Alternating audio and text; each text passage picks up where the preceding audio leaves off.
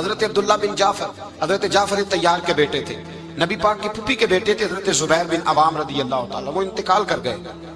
ان کا جب وصال ہوا تو 10 لاکھ دینار کا قرضہ تھا ان پر، اور جو زمین انہوں نے چھوڑی وہ زمین بنجر تھی۔ لو سن لے، جن پر قرضہ چڑھا ہوا ہے وہ نسخہ بھی سن لے، جن پہ قرضے ہیں نا، جو تنگ دست ہیں، جو روز رکے بھیجتے ہیں دعاؤں کے کہ بڑی پریشانیاں، وہ وظیفہ سنیں، وہ وظیفہ سنیں۔ ہمارے زمانے میں وظیفے لینے کا رواج نہیں، تویز لینے کا رواج ہے۔ لینا چاہیے، تویز بری چیز نہیں، اچھی چیز ہے، لیکن زیادہ کام برکت والا کیا ہے؟ اللہ اللہ کرنا۔ کیا کام ہے؟ سجدہ کرنا برکت والا کام ہے۔ حضرت عبداللہ بن جعفر طیار کہتے ہیں میں نے قرضہ لینا تھا زبیر بن عوام سے، وہ وصال کر گئے۔ میں ان کے بیٹے کے پاس گیا، عبداللہ بن زبیر کے پاس۔ میں نے کہا پیسے لینے تھے، کہا بالکل لینے ہیں، میرے ابا جی مجھے وصیت کر کے گئے، لکھ کے گئے کہ یہ پیسے دینے، اور وہ یہ لکھ کے گئے ہیں، میں زندگی بھر کوشش کرتا رہا ہوں، ادا نہیں ہو سکے، بیٹا تیری ذمہ داری ہے میرے قرضے ادا کرنا۔ عبداللہ بن زبیر رضی اللہ تعالیٰ عنہ کہنے لگے میں انشاءاللہ آپ کی رقم دے دوں گا۔ تو عبداللہ بن جعفر طیار کہنے لگے بھائی ہم دونوں آپس میں ہیں، کوئی شے نہیں چھوڑ کے گئے آپ کے ابا جی، کوئی چیز نہیں۔ توجہ ہے میری بات پر؟ یہ صحابہ کا ذرا انداز دیکھیے گا بندگی کا، کوئی چیز نہیں چھوڑی۔ حضرت زبیر بن عوام کہنے لگے ایک زمین کا ٹکڑا ہے، وہ بھی بنجر ہے، اس میں بھی کوئی کھیتی نہیں اگتی، سبزہ نہیں ہوتا، بنجر ہے، پانی کوئی نہیں، اور وہ اتنی خشک ریتلی زمین ہے کہ بڑا مشکل کام ہے وہاں سیراب کرنا، بے آباد زمین ہے۔ حضرت سیدنا عبداللہ بن جعفر کہنے لگے تو اس طرح کر، وہ مجھے ساری نہ دے، اس میں سے تھوڑی سی مجھے دے دے، میں 10 لاکھ دینار کے عوض وہی رکھ لیتا، تیرے باپ کا قرضہ ادا ہو گیا، دے تو صحیح۔ انہوں نے کہا کیا کریں گے، وہ تو کسی کام کی نہیں، چند کوڑیوں کی بھی نہیں، فرمایا مجھے دے دو، میں جانوں اور میرا کام جانے۔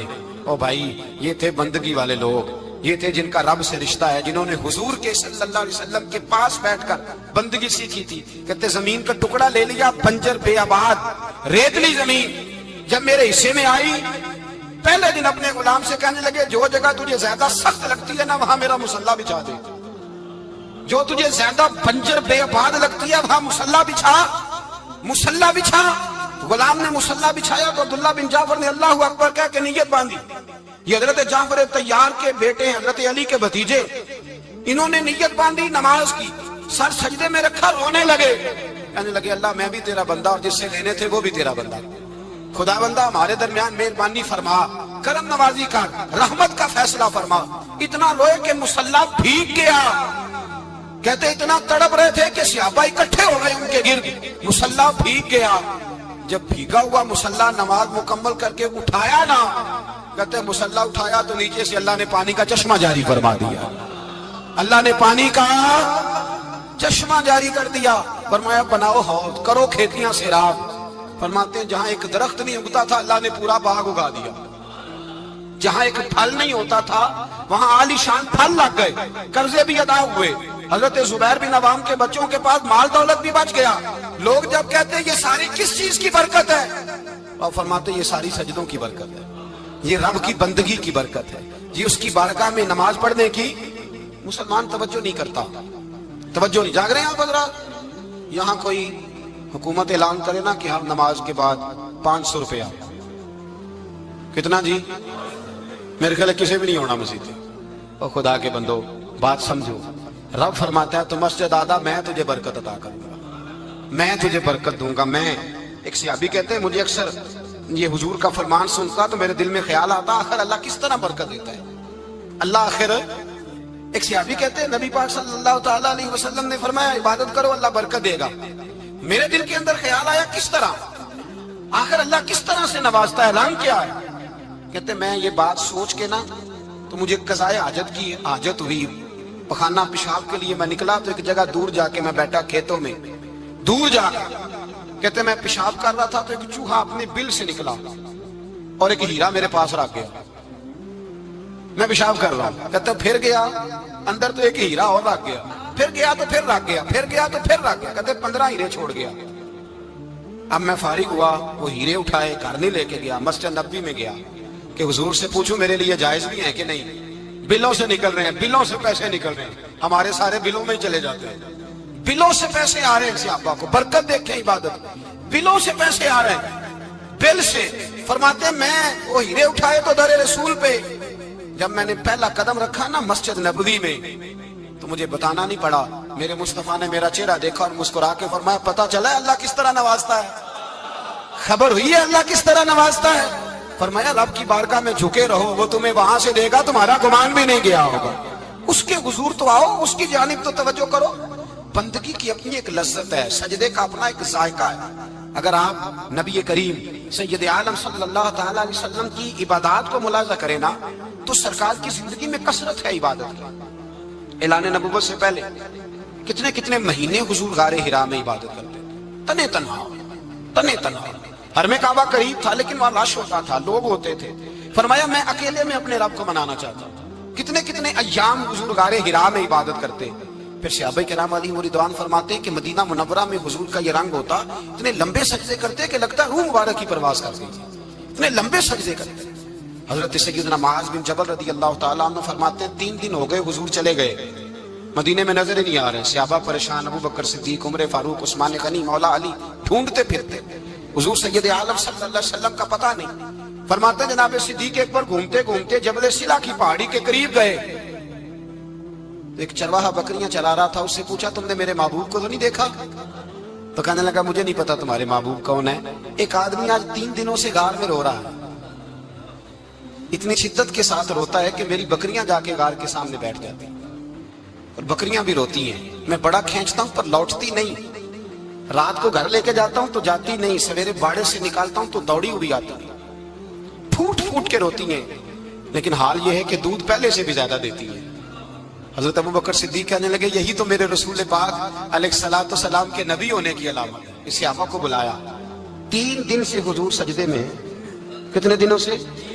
یہاں سجدہ لمبا ہو جائے تو امام کے پیچھے لوگ بھاگنے لگتے ہیں کہ صاحب آپ تو فارغ ہیں، مجھے تو ڈیوٹی پہ بھی جانا تھا۔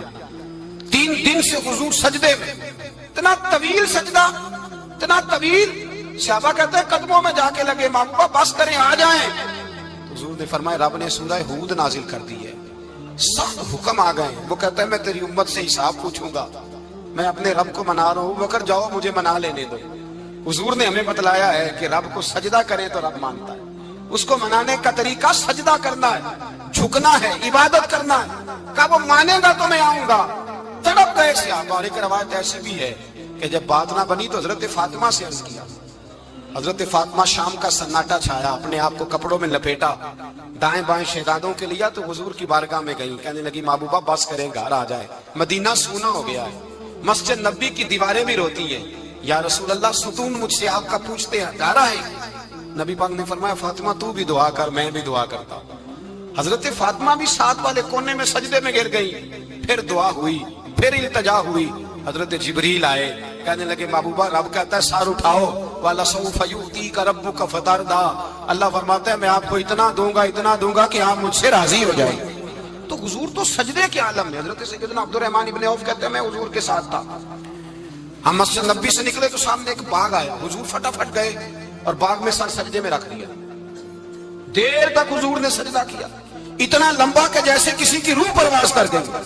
کہتے میں حضور فارغ ہوئے تو عرض کی حضور اتنے لمبے سجدے کی وجہ؟ تو فرمایا میرے پاس جبریل آئے تھے اور انہوں نے کہا یا رسول اللہ رب کہتا ہے آپ کا جو امتی ایک بار درود پڑھے گا اللہ اس پہ 10 رحمتیں نازل کرے گا، اللہ اس کے 10 گناہ معاف کرے گا، اللہ اس کے 10 درجے بلند کرے گا۔ تو میں نے کہا سجدہ کر کے شکر نہ ادا کر لوں؟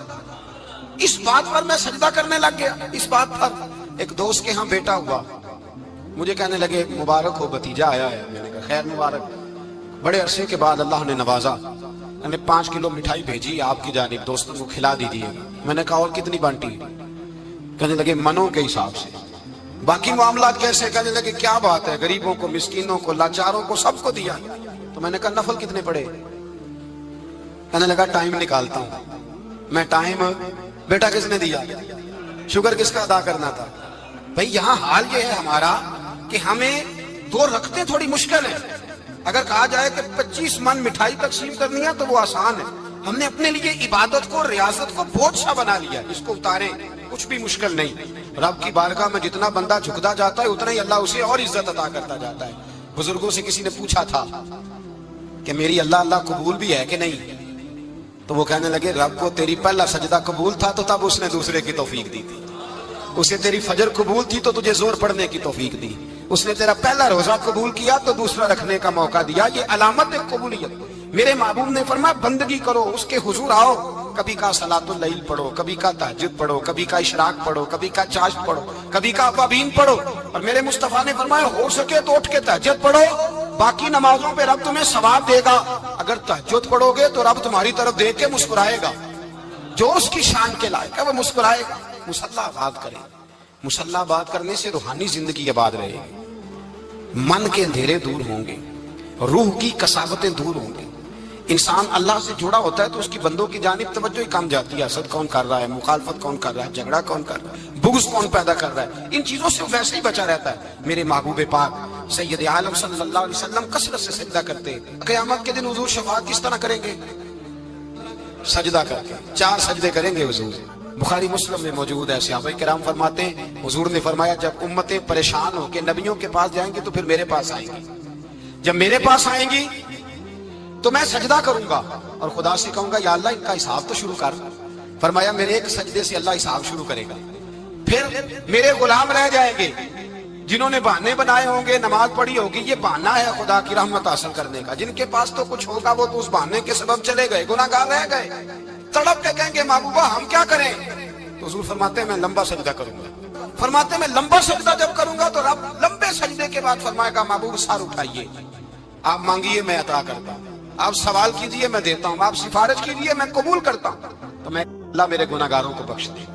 رب کہے گا جس کے دل میں رائی کے دانے کے برابر ایمان ہے اسے لے جائیے، لے جائیے، لے جائیے اسے۔ ایک حدیث میں ہے جس کے دل میں جو کے دانے کے برابر ایمان ہے لے جائیے۔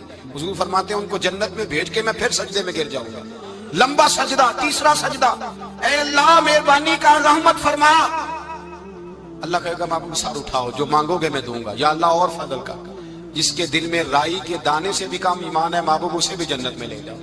حضور فرماتے ہیں میں اور سجدہ کروں گا، پھر جس کے دل میں اس سے بھی کم ایمان ہوگا اسے بھی لے جاؤں گا۔ صبح قیامت میرے مصطفیٰ کریم علیہ السلام امت بھی سجدہ کر کے بخشوائیں گے۔ جب حضور سجدے کر رہے ہیں تو امت کیوں نہیں کر رہی؟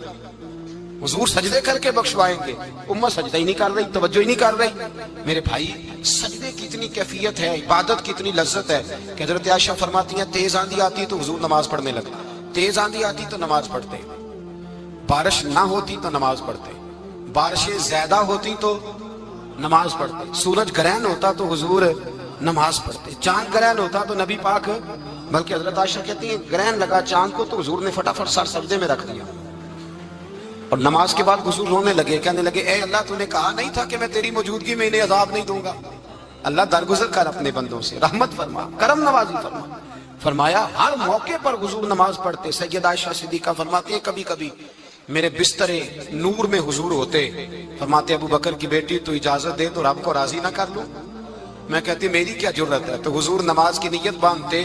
بخاری مسلم میں لفظ ہیں، حضرت عائشہ کہتی ہیں حضور اتنی لمبی نماز پڑھتے کہ قدموں میں ورم آ جاتا، اتنی لمبی بندگی فرماتے کہ قدم مبارک سوج جاتے، ورم آتا۔ میں عرض کرتی حضور آپ کی برکت سے اللہ اگلے پچھلوں کو معاف کرے گا، آپ اتنی آہوزاری کیوں کرتے ہیں؟ اللہ نے آپ کو محبوب بنایا ہے، شفاعت کا حق دیا ہے، سب سے اعلیٰ امت دی، حضور اتنی آہوزاری؟ تو حضور فرماتے عائشہ تو نے بتایا ہے نا رب نے مجھے بڑا دیا ہے، افلا اکون عبدا شکورا، اب میں رب کا شکریہ ادا نہ کروں؟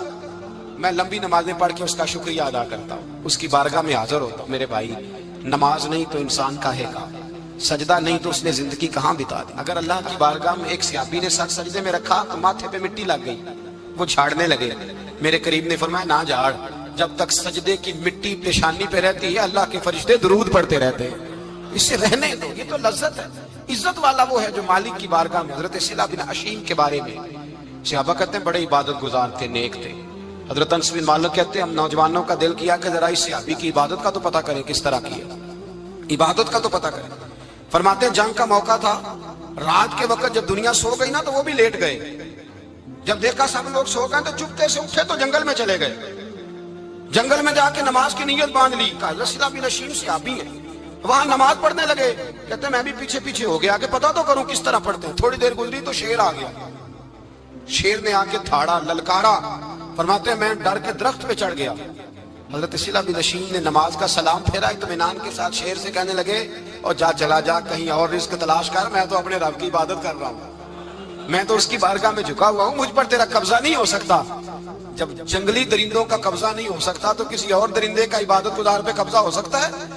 حضرت انس بن مالک فرماتے ہیں مجھے سمجھ آ گئی، جو درندوں سے بچنا چاہے، ظالموں، جابروں، فاسقوں سے بچنا چاہے، وہ اپنے آپ کو رب کی بارگاہ میں جھکائے، وہ اس کے حضور حاضری دے جو بچنا چاہے۔ میرے بھائی، رمضان المبارک آیا، مسجدیں بھری، 2-3 دن 4 دن نئی صفیں خریدی لوگوں نے، پھر 2-4 روزے گزرے، پھر چند دن گزرے، پھر وہی معمول کے نمازی۔ ایک بات بتاؤ، گکھڑ میں نا 4-5-6 قبرستان ہیں، ان قبرستانوں کی تختیوں کو کبھی پڑھیں جا کے، ایسے لوگ آپ کو ملیں گے جن کی وجہ سے حکومتیں چلتی تھیں، وہ سو گئے تو پیچھے کام بند ہو گیا۔ کیا ہوا؟ کام چل رہا ہے کہ ختم ہو گیا؟ بیٹا جس کا گزارا نہیں نہ ہوتا باپ کے پاس، وہ کہتا میں جی نہیں سکوں گا، وہ بھی جیتا ہے اور کھول کے جیتا ہے۔ بی بی کہتی ہے میرے تو سر سے تاج اٹھ گیا، زندگی کیسے گزرے گی؟ کچھ بھی نہیں ہوتا، سب ہوتا۔ 20-20 سال عورتیں بیوہ کی زندگی گزار کے چلی جاتی ہیں۔ یہ جو ہم نے اپنے اوپر بہت زیادہ بوجھ رکھا ہوگا نا، جھوٹ بولتے ہیں بہت سارے لوگ، مجھے وقت نہیں ملتا نماز کا، یہ بہت بڑی جرت ہے، بہت بڑی۔ مجھے میرا کوئی دوست کہے نا میرے پاس ٹائم نہیں آپ کے پاس آنے کا، تو ہو سکتا ہے میں بگڑ جاؤں، تو کیسا یار ہے، ملنے کا ٹائم نہیں تیرے پاس؟ وہ میرے بھائی تو اللہ سے ہی کہہ رہا ہے کہ میرے پاس ٹائم نہیں تیرے پاس آنے کا، اور رب سے ہی کہہ دیا تو نے، اللہ سے ہی کہہ دیا۔ نماز اتنا ضروری کام کہ حضور کا وصال کا وقت آیا، عین اس وقت بھی حضور نے فرمایا میری 2 باتیں یاد رکھنا۔ حضور کیا فرمایا کہ غلاموں سے اچھا سلوک کرنا، دوسرا اپنی نماز کی حفاظت کرنا، اسے چھوڑنا نہ۔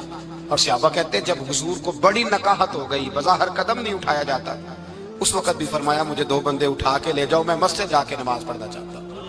نماز اتنا بڑا کام کہ حضور نے فرمایا جو کھڑے ہو کے نہ پڑھ سکے بیٹھ کے پڑھے، بیٹھ کے نہ پڑھ سکے لیٹ کے پڑھے، لیٹ کے نہ پڑھ سکے اشارے سے پڑھے۔ چھٹی کسی کو دی، ہم نے خود ہی چھٹی کر لی، خود ہی۔ اور یہ یاد رکھیں، پکی بات ہے، قبر میں نہ بیٹا آئے گا نہ بیٹی آئے گی۔ میں بچوں کے لیے کر رہا ہوں، جھوٹ ہے سارا، رجسٹریاں ساری اپنے نام رکھی ہوئی ہیں، بینک بیلنس اپنے نام، بچے تو منتیں کرتے ہیں کہ چلو تھوڑے ہی دو، میں کاروبار کر رہا ہوں، کوئی نہیں، قریب بھی نہیں آنے دیتے، جھوٹ بولتے ہیں بچوں کے نام پہ۔ ہر شے پکی کی ہوئی اپنے نام، اپنی مرضی سے خرچ کرتے ہیں، اپنی مرضی کو دیتے ہیں جس کو دینا ہوتا ہے، بلکہ بہت سارے تو ناانصافی بھی کرتے ہیں۔ او بھائی سمجھ لیں اس بات کو، پرکھیں، اپنے لیے کچھ کر کے جائیں۔ اگر خدا سے بندگی کا رشتہ ہو، مولا علی شیر خدا پتہ کیا فرمایا کرتے تھے؟ حضرت علی فرمایا کرتے تھے میں نے تو دعا کی ہے خدا بندہ جنت میں بھی نماز کی توفیق دینا۔ اگر نماز نہ ہوئی تو جنت میں دل کیسے لگے گا؟ بغیر نماز کی طبیعت کیسے رچے گی؟ آپ یقین کریں نماز انسان کو بناتی ہے، نماز نکال دی جائے نا تو زندگی کا حسن ختم ہو جائے۔ لوگ ٹائم دیتے ہیں 3 بجے کا، 4 بجے کا، 5 بجے کا، لیکن مذہبی لوگ ٹائم دیتے ہیں زور کے بعد کا، عصر کے بعد کا، فجر کے بعد کا۔ مسلمان کی تو ترتیب ہی نماز سے شروع ہوتی ہے۔ نماز کب فرض ہوئی؟ معراج کی رات کب فرض ہوئی جی؟ لیکن حضور جب گئے نا حرم شریف، یہاں بھی نماز پڑھا کے گئے، لینے جا رہے تھے نماز، لیکن مسجد اقصیٰ میں بھی 2 رکعتیں پڑھا کے گئے۔ ابھی نماز آنی تھی، حضور اس سے پہلے نمازیں پڑھا رہے ہیں۔ تو نماز کا تو رشتہ ہے، نماز سے تو تعلق ہے۔ نماز حضرت سعید بن مسیب رضی اللہ تعالیٰ عنہ فرماتے یزید کی فوجوں نے جب مدینے پہ حملہ کیا تو انہوں نے گھوڑے باندھ دیے مسجد نبوی میں، 3 دن تک نماز نہ ہونے دی معاذ اللہ۔ فرماتے ہیں میں دیوانہ بن کے حضور کی قبر کے پاس بیٹھ گیا، میں دیوانہ بن گیا کہ وہ مجھے پاگل اور دیوانہ سمجھ کے چھوڑ دے۔ فرماتے ہیں قسم اللہ کی عزت کی، جب نماز کا وقت آتا تو حضور کی قبر سے اذان کی آواز آتی، قبر انور سے جماعت کرانے کی آواز آتی تھی، قبر کے اندر سے۔ گویا میرے مصطفیٰ، شاید اسی لیے حضور نے 2 غلاموں کو ساتھ رکھا ہے، اذان بھی ہوتی رہے جماعت بھی ہوتی رہے۔ حضور تو اندر بھی جماعتیں کرا رہے ہو بھائی، وہاں بھی جماعتیں ہو رہی ہیں، اور تو یہاں نماز نہیں پڑھ رہا اور بہانہ بنا کے کھڑا ہے بہانہ بنا کے۔ نہ ایسا کر، وہ بھی جتنا وقت ملے مسجد میں جا کے گزارے، قرآن شریف کے ساتھ گزارے، ذکر کے ساتھ گزارے، عبادت کے ساتھ گزارے، اپنے آپ کو زیادہ سے زیادہ عبادت میں مصروف کریں۔ یہ اللہ کے ساتھ رشتہ ہے، عبادت نہیں تو بندگی کاہے کی۔